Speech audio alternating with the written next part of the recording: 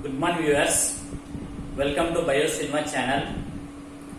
I am very happy again be in front of you to explain one more topic in the excretion lesson. Now I am going to explain about the remaining parts of the excretory system in the human body.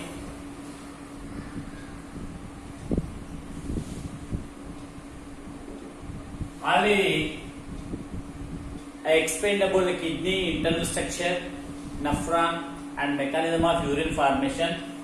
Now about the ureters. Second one, urinary bladder.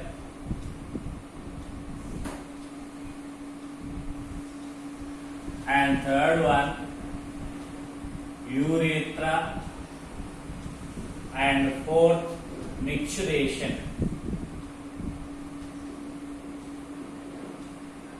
So first, ureters.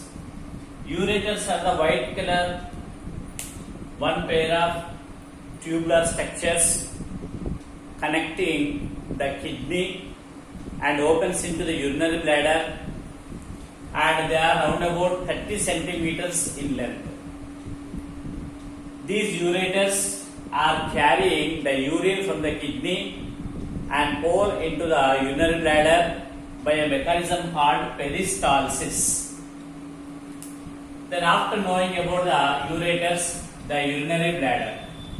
Urinary bladder is the sac-like structure, pear-shaped, arranged in the middle of the abdominal cavity towards down, and its overall capacity to store the urine is about 700 to 800 ml of urine.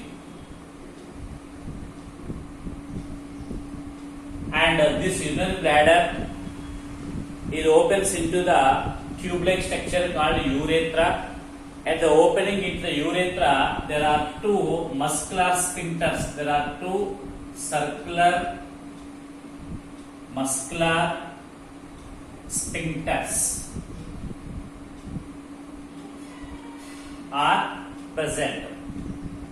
The upper muscular sphincter is relaxed when the urinary bladder is filled with 300 to 400 ml of urine. And the lower circular sphincter is under the control of brain, and when the urine is filled up to 700 to 800 ml, then the argue for elimination of urine starts. Then the lower circular sphincter will relax, such that opening into the way to urethra.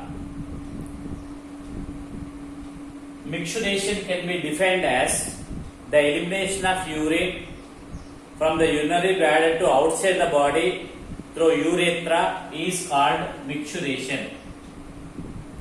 The urethra in the males is 20 centimeters in length, whereas in females it is 4 centimeters in length. In the females, the urethra is different, as well as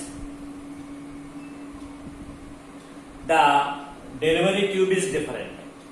Whereas in the males, the urethra is acting as a common duct or common tube, both for elimination of urine as well as the ejection of semen, means sperms.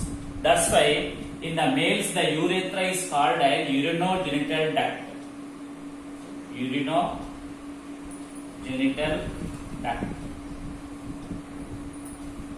In this way, the micturition is carried in the human beings and in the infants. In the infants means very young children. In the infants, the young children, the micturition is the involuntary action.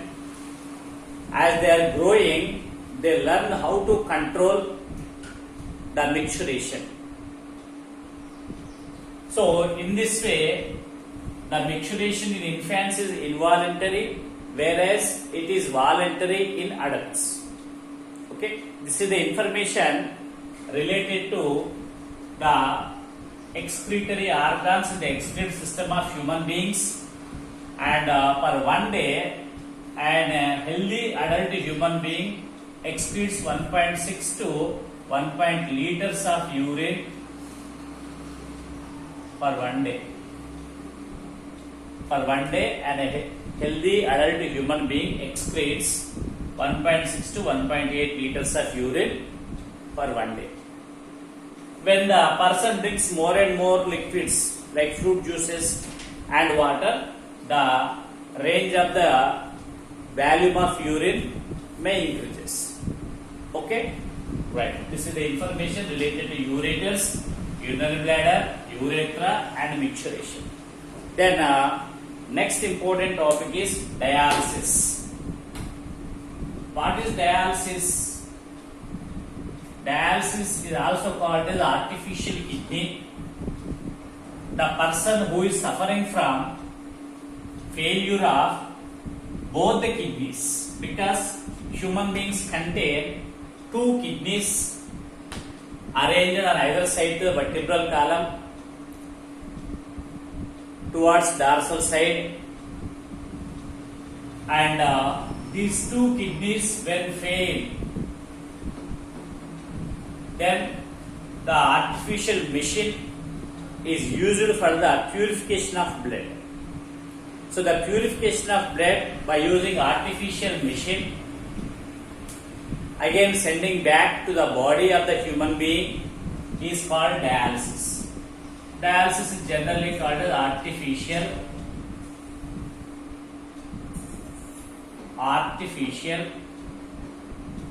kidney. This artificial kidney contains two openings. One is the outlet and the another is the inlet. Usually near the elbow of the patient, the outlet means the vein is opened and connected to outlet, and this outlet is connected to dialyzing machine, and this machine contains several chambers, and they are filled with a fluid called dialyzer, and containing semi-permeable membranes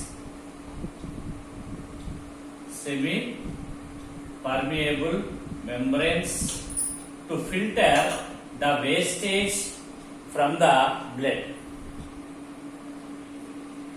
and this dialyzing machine contains two more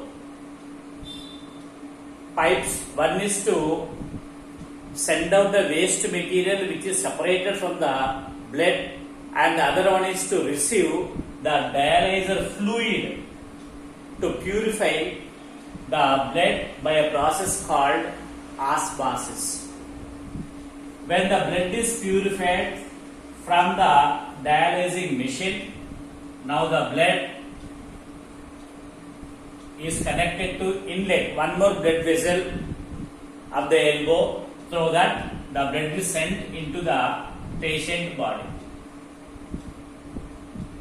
One is to outlet, the other one is to inlet. From the outlet, the blood is sent to the dialyzing machine.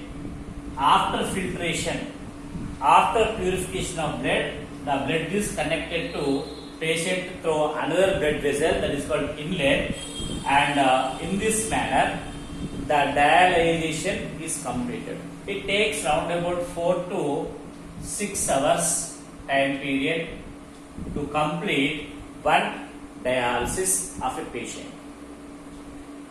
This patient has to undergo dialysis every 4 days once.